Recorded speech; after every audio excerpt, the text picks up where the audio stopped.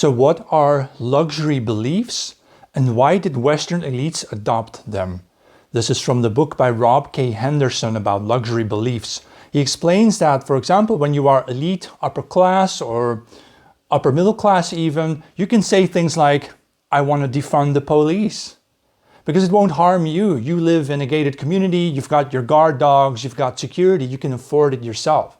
Whereas people living in the lower classes, in a lower class neighborhood, if you defund the police, shots are going to be fired and people are going to get hurt.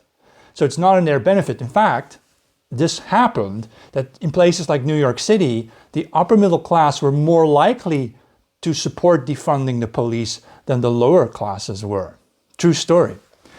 But why did it happen? Why did Western elites adopt beliefs that give themselves the air of status and being progressive and liberal, even though those policies actually harm the people they say they represent, in politics, for example?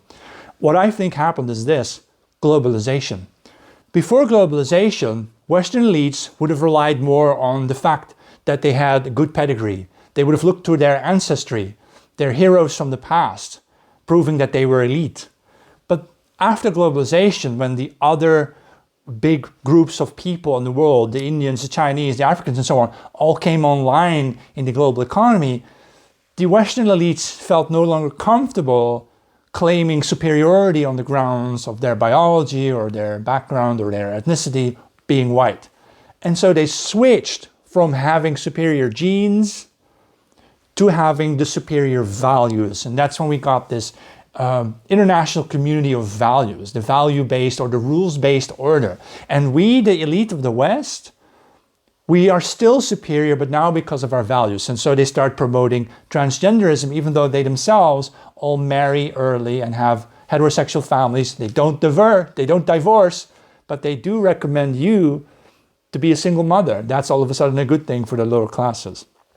So, however, when you do that, when you switch away from ancestry and pedigree to, embracing lofty universal values, you are throwing something under the bus, namely your own people.